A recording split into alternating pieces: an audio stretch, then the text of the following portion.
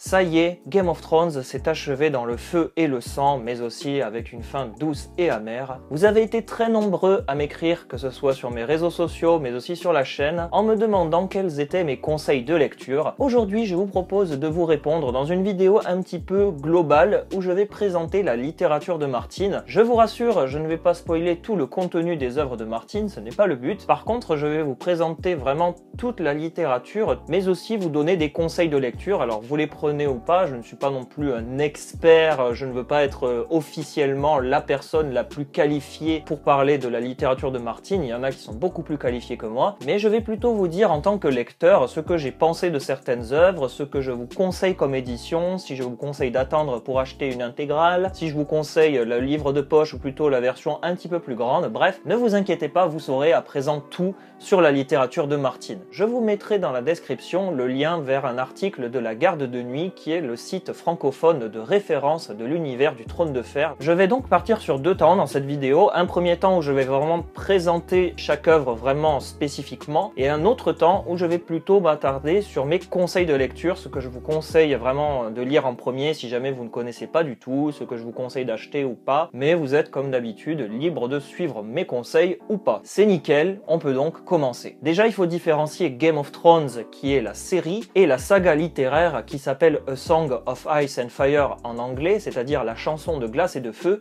traduite en français par la saga du Trône de Fer. Donc quand je parle de la saga du Trône de Fer, c'est vraiment la littérature, et quand je parle de Game of Thrones, c'est la série. C'est pas pareil, il faut vraiment différencier les deux univers. On a 4 œuvres vraiment importantes dans l'univers du Trône de Fer. La première, et qui est peut-être la plus importante, c'est bien entendu la saga du Trône de Fer, donc le livre 1, 2, 3, 4 et 5. 5 œuvres, il en reste 2 à publier, le 6e et le 7e qui ne sont pas encore terminés. On espère que le 6e sera bien entendu terminé peut-être l'année prochaine ou comme d'habitude, mais on va pas trop spéculer. On a ensuite 3 petites histoires sur la saga du Chevalier Errant. On a également un autre livre qui s'appelle Les origines de la saga qui est juste là, que je vous montrerai tout à l'heure. Et enfin, un 4e qui a été publié l'année dernière, qui est ici et qui s'appelle Fire and Blood en anglais, donc Feu et Sang en français. Je vais donc commencer par la saga du Trône de Fer. La saga du Trône de Fer, ce sont 5 livres à l'heure actuelle. C'est la saga principale qui donnera lieu plus tard à une adaptation télévisuelle que l'on connaît toutes et tous sous le nom de Game of Thrones. Le titre Game of Thrones n'est pas choisi au hasard puisque tout simplement c'est le nom du premier livre en anglais. Pour l'instant, nous n'avons aucune date pour la publication du 6e et bien entendu du 7e, mais il est fort à parier que Martin ne soit plus très loin d'avoir achevé ce 6e livre. Depuis le temps, ça fait bientôt 10 ans. Les 5 livres, vous pouvez les trouver en anglais comme en français.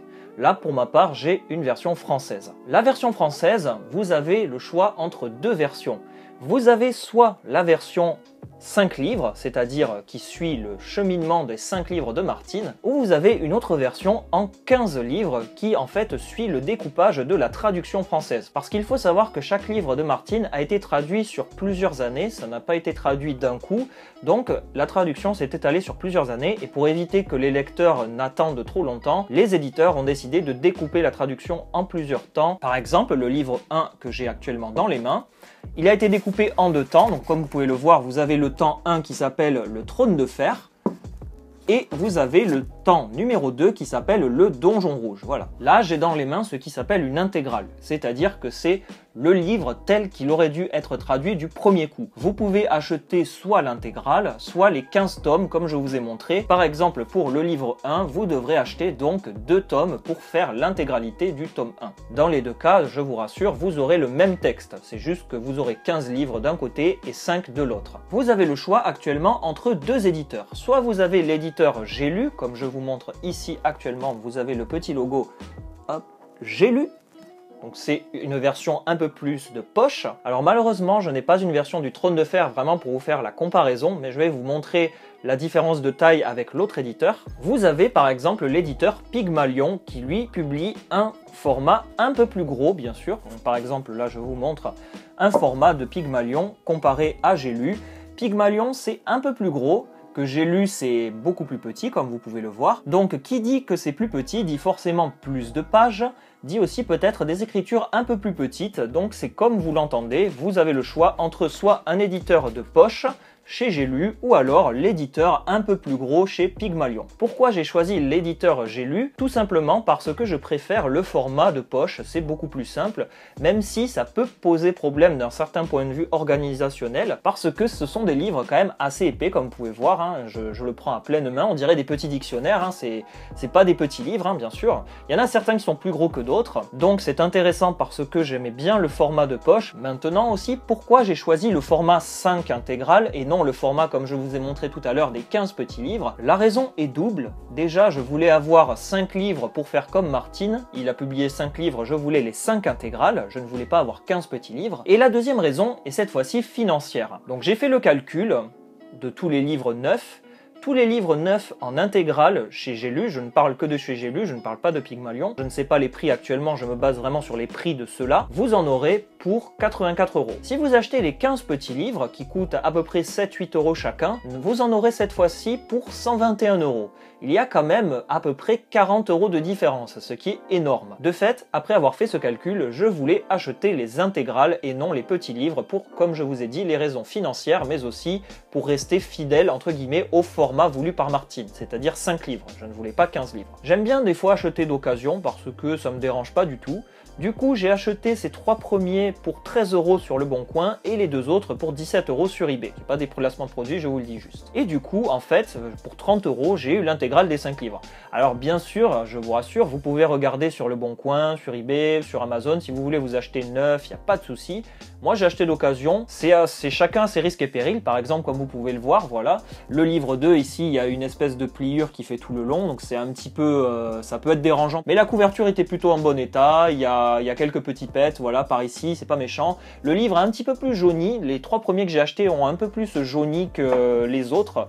Comme vous pouvez le voir, je vais vous les montrer, voilà, ils sont un peu plus jaunâtres, alors je pense qu'ils devaient être un peu trop au soleil et la personne n'en a pas forcément pris soin. Donc voilà, si jamais vous n'avez pas forcément un gros budget, je vous encourage à aller regarder sur le Bon Coin, il y a beaucoup de livres en vente du Trône de Fer, donc voilà, ça peut être aussi très intéressant pour vous financièrement parlant. Après, n'achetez pas un livre qui est éclaté, sauf si ça vous pose aucun problème là-dessus, c'est vous qui voyez. Je vais maintenant parler des couvertures vraiment. Il y a 2 types de couvertures pour l'éditeur J'ai lu. Il y a d'abord les couvertures les plus répandues qu'on trouve le plus facilement, ce sont les couvertures reprenant tout simplement les posters de la série. Pourquoi ils ont fait ça? Ils ont fait ça tout simplement pour essayer de profiter du buzz autour de la série, c'est classique. C'est juste la couverture en lien avec la saison. Par exemple, le livre 1 s'est adapté de la saison 1, donc on a le poster avec la saison 1 et Ned Stark, la saison 2 et la saison 5, voilà. Vous avez aussi une deuxième possibilité, c'est ce que j'appelle les couvertures originales. Ce sont des couvertures réalisées par Marc Simonetti, un illustrateur français attitré plus ou moins par Martine et dont Martine admire beaucoup le travail. Et ce sont des couvertures vraiment différentes des autres, elles sont pas tout à fait pareilles. Ce sont des couvertures qui représentent plus ou moins un tableau présent dans ce livre. Là par exemple, c'est le château de Pike des Greyjoy et ici c'est le Conflent. Vous ne pouvez pas vous tromper, il n'en existe que 5. J'aurais aimé avoir les 5 couvertures originales, malheureusement je n'ai pu trouver que ces 2-là, mais ce n'est pas grave, j'en ai déjà 2 sur 5 et c'est plutôt pas mal. Donc voilà vraiment pour le Trône de Fer, c'est la saga principale avec Jon Snow, Daenerys, Ned Stark, Robb Stark, Arya, Sansa, Peter Baelish, Joffrey, etc. C'est la saga principale qui donnera lieu à l'adaptation du Trône de Fer en Game of Thrones. Je sais qu'il existe des éditions collector du Trône de Fer mais aussi de A Song of Ice and Fire, c'est donc le Trône de Fer en anglais. Je ne peux malheureusement pas vous en parler, ni vous les conseiller ou vous les déconseiller parce que je ne les ai pas lus en main. Je sais en revanche que les éditions collector sont beaucoup plus chères. Globalement, c'est la saga principale, elle est excellente, elle est très bonne, j'ai beaucoup apprécié. Méfiez-vous quand même si jamais vous vous lancez dans la lecture en français. L'intégrale 1, donc le livre 1 vraiment, est assez difficile à aborder en français. Le traducteur avait fait une traduction vraiment très médiévale, il a un peu trop peut-être complexifié le texte. Avec les autres livres, ça va s'améliorer au niveau de la traduction et ça va être beaucoup plus fluide et beaucoup plus appréciable. Mais il est vrai que le livre 1 est assez difficile à aborder d'un certain point de vue. Je sais qu'il peut être même déroutant, voire dégoûtant, mais je vous conseille quand même d'aller aller jusqu'au bout, ne serait-ce que pour découvrir les différences avec la série. Donc voilà, 5 livres que je vous recommande vivement au niveau de l'achat. Maintenant vous faites comme vous voulez, soit vous achetez les 5 intégrales, ou alors vous pouvez acheter les 15 petits livres, c'est vous qui décidez. Vous pouvez aussi acheter chez J'ai lu comme chez Pygmalion, c'est comme vous décidez. C'est ainsi que nous quittons l'univers du Trône de Fer pour aller voir ce qu'il se passe de l'autre côté. Vous avez ensuite la deuxième dont je vous ai parlé, ce sont les Chroniques du Chevalier Errant. C'est tout simplement 3 petites histoires qui se déroulent 90 ans avant le Trône de Fer, et ce sont 3 petites histoires qui suivent les aventures de Duncan, un chevalier errant accompagné de son écuyer Luff. Je n'en dis pas plus pour ne pas vous spoiler l'identité des 2 personnages, mais si vous avez vu certaines vidéos de ma rubrique histoire, vous connaissez Duncan et Luff, vous savez qui c'est. Ces 3 petites histoires racontées par Martin ont été rassemblées dans une œuvre que là aussi j'appellerai un intégral, mais on n'appelle pas vraiment ça une intégrale, on appelle cette intégrale les Chroniques du Chevalier Errant, c'est-à-dire l'intégrale des 3 aventures. Vous ne pouvez pas vous tromper, là par exemple j'ai l'éditeur Pygmalion, et ici je vais vous mettre l'éditeur J'ai lu qui a lui aussi édité l'intégrale de ces 3 aventures. Si jamais vous n'êtes pas sûr le jour de l'achat ou pas de ces livres, vous pouvez regarder au dos de la couverture chez Pygmalion, donc je suppose que chez J'ai lu c'est la même chose, mais je ne peux pas vous le dire parce que je ne l'ai pas dans les mains. Vous avez au dos l'intégrale donc qui regroupe, je vous le montre ici, c'est marqué tout simplement ce volume regroupe, et vous avez les 3 histoires, donc le Chevalier Errant, l'Épée Lige et l'œuf de dragon. Donc ce sont les titres des 3 histoires. Vous pouvez les acheter les 3 à part, mais je vous conseille plutôt d'acheter l'intégrale, donc soit chez J'ai lu ou Pygmalion. Chez Pygmalion, le livre intégral coûte 17,90 €, donc on arrondit à 18, alors que chez J'ai lu, il est à 8 €. Je ne peux malheureusement pas expliquer cette différence de prix. Souvent, il y a le livre L'œuf de dragon qui est tout seul, avec aussi l'Épée Lige et le Chevalier Errant qui sont à part. Moi, je vous conseille plutôt d'acheter l'intégrale, donc les Chroniques du Chevalier Errant. C'est beaucoup plus intéressant d'avoir les 3 histoires à la suite. Je sais aussi qu'il existe depuis pas très longtemps une publication en comics en français. Elle existait depuis longtemps en anglais, mais je ne peux pas vous recommander ou non la version anglaise. Vous pouvez lire cette histoire au format BD chez l'éditeur Dargo, mais je n'ai jamais eu ce livre entre les mains, donc je ne peux pas vous dire si c'est fidèlement représenté par rapport au texte de Martin. 3 petites histoires que je trouve excellentes. Il y a juste la deuxième, donc l'Épée Lige, que j'avais pas trop appréciée à l'époque. Il faudrait que je la relise peut-être pour voir si mon point de vue a changé là-dessus. Mais en tout cas, ce sont 3 petites histoires qui se lisent très facilement. C'est très court, ça fait 400 et quelques pages, mais ça se lit très rapidement, c'est très fin. Le ton est beaucoup plus différent de celui du Trône de Fer qui est peut-être un peu plus sérieux. Si je devais comparer le Trône de Fer au Seigneur des Anneaux de Tolkien, là on serait plutôt dans un cas de figure façon Hobbit, c'est-à-dire une histoire un peu plus familiale, un peu plus douce, un peu plus légère. Là on a des quêtes, on a des histoires, des mystères, bref c'est très intéressant. En plus Martin a prévu de publier d'autres petites histoires avec Duncan et Luff, mais on ne sait pas quand est-ce qu'il va les publier parce que ce sont des petites histoires qui font à peu près 100-150 pages chacune. Mais il est beaucoup trop occupé avec le Trône de Fer, donc on ne sait pas quand est-ce qu'il va publier les restes des aventures de Duncan et Luff. On attaque ensuite un gros pavé, c'est le livre des origines de la saga de Game of Thrones. Alors cette fois-ci, il y a marqué Game of Thrones, je pense que c'est juste marketing pour raccorder le livre au succès de la série. En anglais, le livre s'appelle The World of Ice and Fire, le monde de glace et de feu. C'est actuellement le livre le plus complet de l'histoire de tout le Trône de Fer. C'est le livre sur lequel je me base pour vous faire mes vidéos histoire, mes vidéos géographie, hors série, etc. C'est vraiment, pour moi, le livre le plus important de tous, avec le Trône de Fer bien sûr. C'est une immense encyclopédie, c'est pas forcément un livre qu'on va lire comme un roman tous les soirs, c'est un livre vraiment pour se documenter, pour s'informer de tout ce qu'il y a autour de l'univers du Trône de Fer. Mais à l'heure actuelle, c'est un livre que je qualifierais d'exceptionnel. Le grand avantage de ce livre par rapport au Trône de Fer, mais aussi au Chevalier Errant, c'est que c'est un livre qui a beaucoup d'images, comme vous pouvez le voir ici sur cette image de Dragonstone, donc Père Dragon, le château des Targaryens.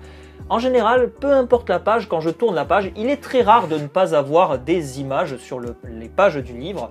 C'est pratiquement toujours le cas, vous avez toujours une image. En plus, ce qui est génial, c'est que la mise en forme me fait penser un peu à un faux grimoire. Donc c'est un livre qui s'intéresse à vraiment toute l'histoire. Là par exemple, vous avez le roi Aegon IV avec l'épée feu noir des Targaryens. C'est un livre qui s'intéresse à toute l'histoire du Trône de Fer qui commence à l'époque de l'âge de l'aube, donc avec les enfants de la forêt, les géants, tout ça, les premiers hommes, et qui va aller jusqu'au règne de Robert Baratheon. Donc voilà, c'est un livre carrément complet, c'est peut-être même le meilleur livre pour moi du Trône de Fer dans sa globalité. J'ai même envie de dire que je préfère ce livre au Trône de Fer, mais c'est très différent parce que c'est un livre vraiment une encyclopédie. Comme je vous ai dit, c'est pas un livre qu'on va lire comme un texte, c'est vraiment un livre exceptionnel, il y a toujours des images, la mise en page est géniale, c'est travaillé, c'est très fin, c'est magnifique. Bref, le sommaire, vous avez tous les âges de réunis, donc vous avez l'âge de l'aube, l'âge des héros, la longue nuit, les marcheurs blancs, tout est résumé.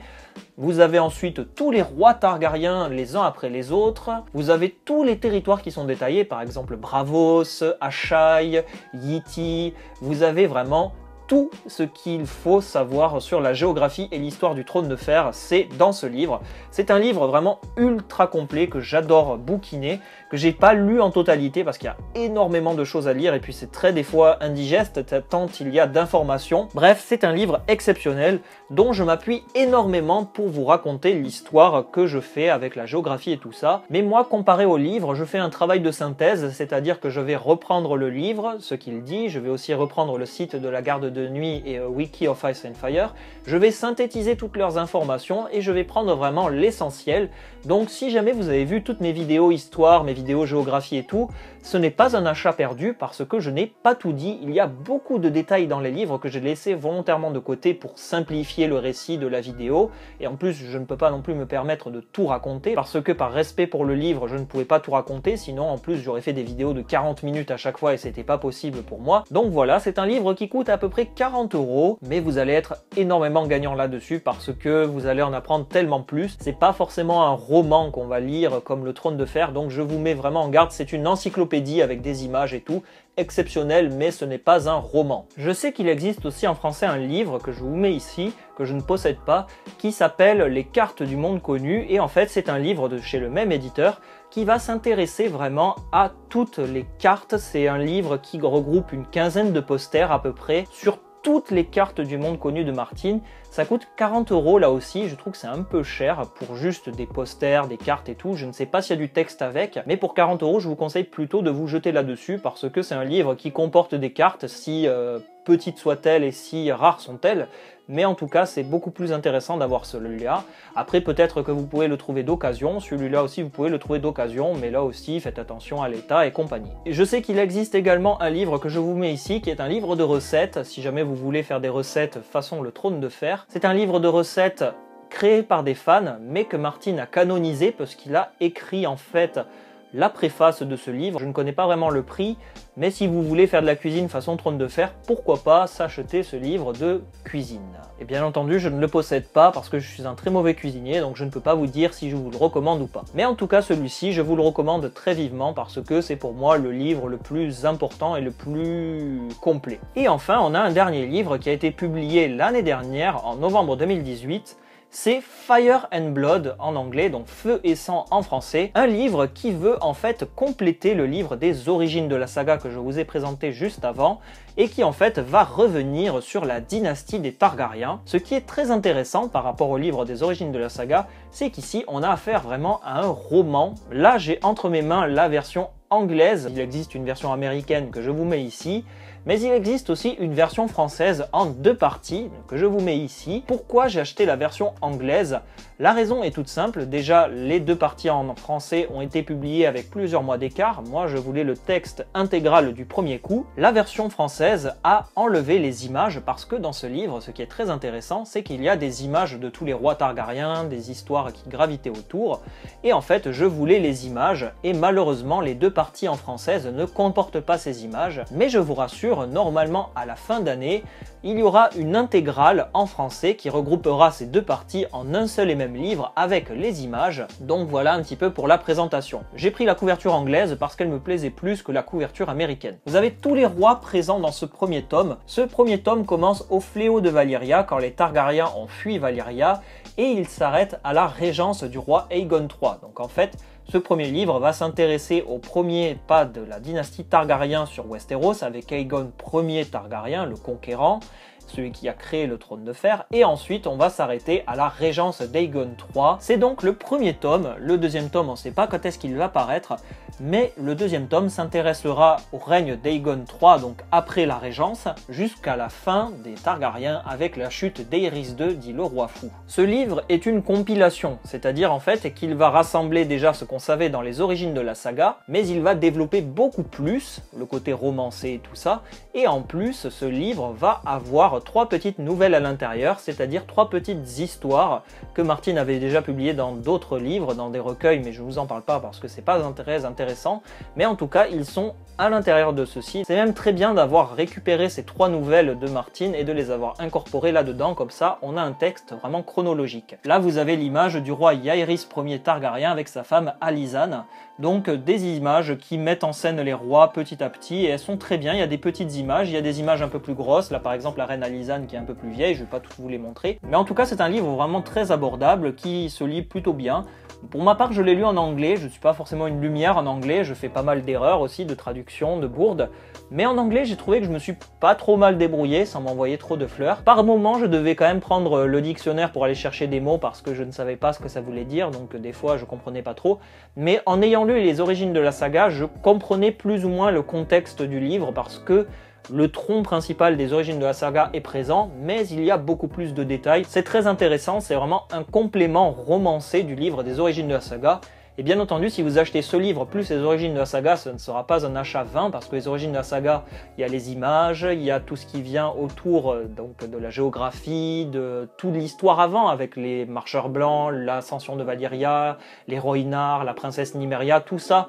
Dans les origines de la saga, ça y est, alors que là, c'est un livre qui se concentre uniquement sur les rois Targaryens. Donc qu'importe, si vous achetez les deux, ça ne sera pas des achats vains, au contraire, ce sont des 2 livres qui se complètent parfaitement. Vous avez aussi d'autres livres, par exemple des livres d'analyse du trône de fer que j'ai fait en critique sur ma rubrique livre. Je vous recommande plutôt d'aller vous intéresser à ces vidéos si jamais vous voulez vraiment réfléchir sur le trône de fer. Il y en a plusieurs, d'ailleurs je vous ferai très prochainement une critique d'un livre aussi qu'on m'a envoyé en rapport avec la littérature de Martin et tout ce qui est autour de la réflexion. Vous avez aussi d'autres livres qui s'intéressent beaucoup plus au making of de la série, et vous avez par exemple celui-ci qui est un livre pop-up qui reprend en fait le générique que j'ai présenté en vidéo, donc si jamais vous voulez vraiment revoir toute la vidéo, je vous invite à aller la voir. C'est un livre, comme vous savez, on l'ouvre et ça dévoile des décors avec par exemple Port-Réal, le garde royal, bref, je vous l'avais déjà présenté celui-ci, je l'ai emmené en convention et il a fait son petit succès, donc c'était un livre très sympa.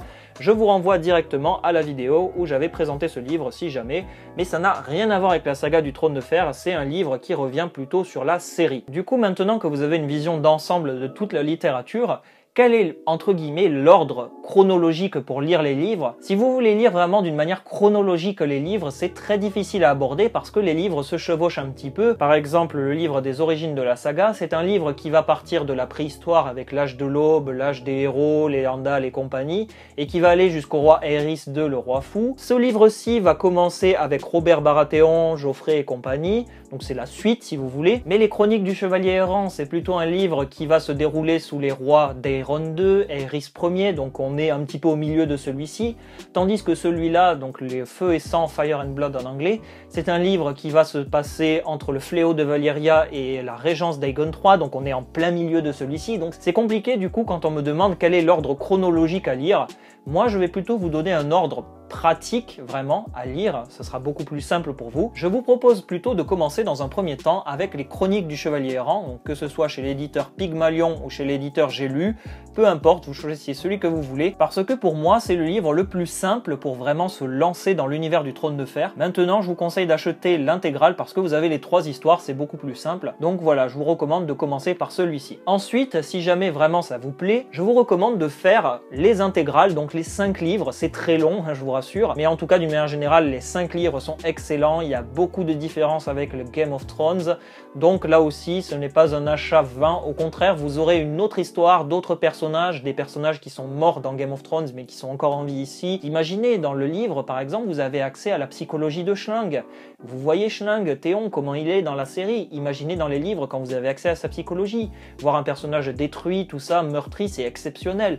Donc du coup non, c'est un achat que je vous recommande vivement, je vous recommande vraiment l'achat en intégrale, vous pouvez pas vous tromper, donc c'est marqué, hein, vous avez marqué intégrale 1, 2, 3, 4, 5, plutôt que les 15 petits livres, parce que financièrement parlant c'est beaucoup plus cher, et puis c'est un peu plus galère d'avoir les 15 livres, de courir après, alors que là vous en avez 5, après vous choisissez l'éditeur que vous voulez, moi j'ai choisi J'ai lu, vous pouvez choisir Pygmalion là aussi. Ensuite, si vraiment ça vous plaît, je vous recommande le livre des origines de la saga, qui est pour moi un classique, et même j'ai envie de dire un achat quasi instantané, parce que c'est un livre exceptionnel, une encyclopédie, les images, tout ça, mais je vous mets encore en garde, ce n'est pas un livre à proprement parler qu'on lit comme un roman par exemple, c'est plutôt un livre qu'on va lire pour se documenter, pour en apprendre plus sur tel peuple, sur telle ville, sur telle cité. Ensuite, si vraiment vous êtes un passionné acharné, vous avez donc le livre Fire and Blood en anglais, donc Feu et Sang en français. Je l'ai acheté en anglais, si vous vous sentez en anglais de l'acheter, pourquoi pas, pareil, hein, le Trône de Fer, les Chroniques du Chevalier Errant ou celui-là en anglais, si vous vous sentez capable, pourquoi pas.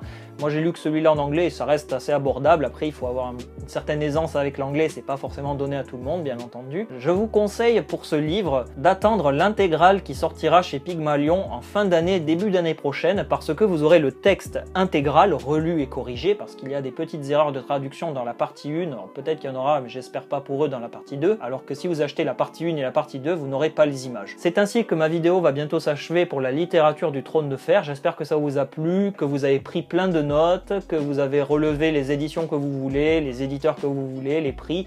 Maintenant c'est une vidéo voilà réalisée en totale neutralité, il n'y a pas de jugement, si vous choisissez Pygmalion ou J'ai lu, ou Pygmalion J'ai lu, ou l'anglais et français, vous faites comme vous voulez. Je vous ai présenté le plus large spectre possible, j'espère que ça vous a aidé, que c'était pas trop long, que c'était pas trop répétitif, même si c'est difficile de pas faire répétitif quand on parle de livres. Si à tout hasard le t-shirt vous a plu, vous avez un lien dans la description avec un code promotionnel. Moi je vous dis à la prochaine pour de nouvelles vidéos, merci beaucoup à vous d'être restés jusqu'au bout et à la prochaine, salut!